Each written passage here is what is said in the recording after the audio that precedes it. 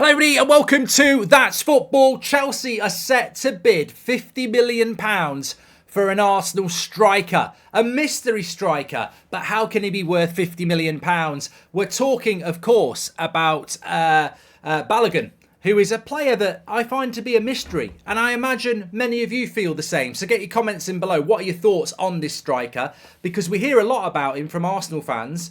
Arsenal need a striker. We never see him being used. But Chelsea could bid £50 million for him. Well, he can't be that bad. What is this mystery? I mean, look, I don't pretend to know much about him. I think he was on loan last season in the French league. Was it Reims? He scored about 20 goals in 30-odd games. So it's a weird one because you listen to Arsenal fans, you listen to Chelsea fans, and you wonder why.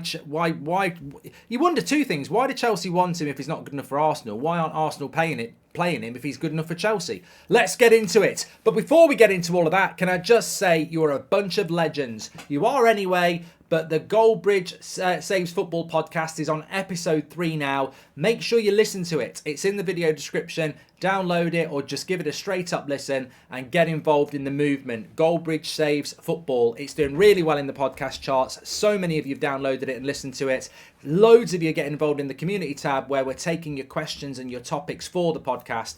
Loving it. And it's really a That's Football thing, if I'm being honest, because it's general football chat. Please do give it a listen and keep supporting it. Unbelievable how well it's doing. So thank you. And you're missing out if you're not listening.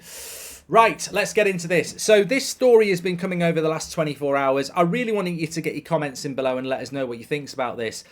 Chelsea fans, Arsenal fans, of course, but everybody else. What's the big idea? What's the big idea? Balogun, probably got his name completely wrong, but Chelsea and Monaco interested. Arsenal setting a price tag of £50 million, but then he's not part of Arsenal's plans. When actually, I think Arsenal and Chelsea both need a striker. I look at that Arsenal side. It pushed Man City so far last season. I think Man City look very, very, very, very tough to beat this year. And if I looked at Arsenal, I'd say the one area that would concern me is the ability to put the ball in the back of the net. Now, I know they beat Palace 1-0 on Monday night and they deserve to win that. But I look at the two big chances for Nketiah in the first half, and I think that game could have been won at half-time. And you just worry, even when Jesus is fit, you just worry, have they got enough in and around the box to kill games off? And that's why I think Arsenal need a striker. And I think that's why a lot of Arsenal fans talk about them needing a striker. So how odd is it? And what is this player all about? Is he any good? Is he good enough for Arsenal? If he's not good enough for Arsenal, like I say, why is he good enough for Chelsea? And if he's good enough for Chelsea, why is he not good enough for Arsenal? Because £50 million, it's a lot of money. Now, a lot of outlets are talking about this, that Arsenal refused to budge on the £50 million price tag. Monaco are interested in France, obviously. And then you've got Chelsea's interest here. It's a lot of money. It's a lot of money for a striker. But then again, 21 goals in, I thought, 34 starts last season in France. He's obviously got something about him. But whatever he's got about him, am I right, am I fair in saying that Arteta doesn't think it's enough for Arsenal? And look, I would trust that. If I was an Arsenal fan, I would trust Arteta. I think he's done enough in his time at Arsenal for Arsenal fans to trust him. And they've not always trusted him, of course. They've printed T-shirts with the word Arteta and out on it. But he has been a successful manager for Arsenal in relation to their last few years where they've been very poor. Has he got it right about Balogun? Is he missing something, or is he not actually good enough? Is Arteta looking at something else? Has he got something in mind in the future that ultimately it would be a waste of time? Because I agree, he might think, well, look, is Balogun better than Nketiah? I don't know, but my plan in January or next summer is to bring in a striker like Osimhen, in which case, what's the point in even trying Balogun, because I'm not going to use him long term anyway. So maybe that's the plan. Maybe he doesn't think he's good enough, or maybe he's making a mistake in letting a player like that go. Because I tell you what, I'll flip it the other way and I'll say, if I'm Chelsea and I look at Chelsea and I go, an abundance of good attacking midfielders, an abundance of midfielders, defensively got good options, but up front it's really not strong enough for a team that wants to challenge for top four, the best teams in the Premier League, and obviously get back into Europe. It's not good enough.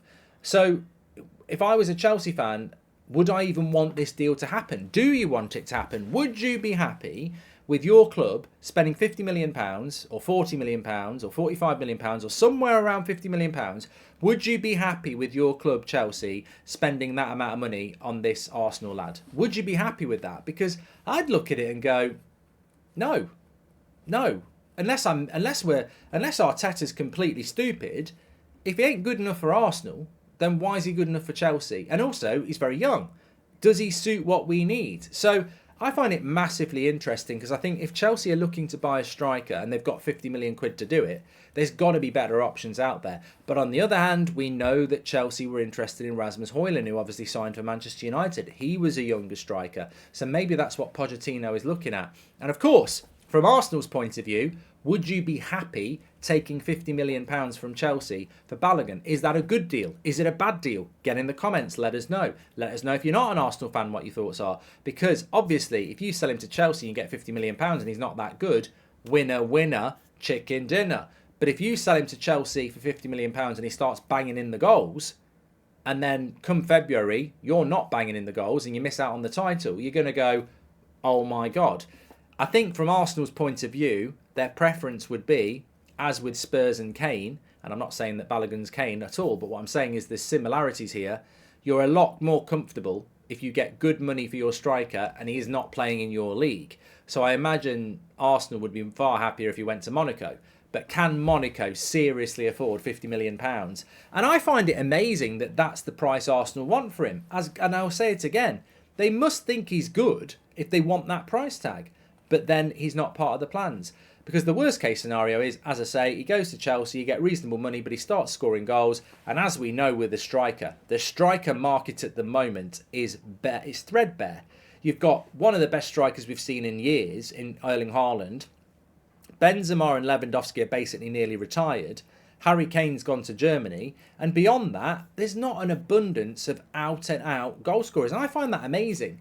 And you go through these periods in football where there's not many good goalkeepers around, there's not many good centre-backs around, and at the moment there's not really a volume of good strikers out there. So it's if he did go to Chelsea and started scoring goals, that 50 million, he'd be worth double, triple that very, very quickly. Because a top-class goal scorer that scores goals these days is going to be worth more than £100 million. There's just not that many of them. Why is there not? I mean, are the youth of today not playing up front? They don't fancy the glory of scoring goals? I don't know.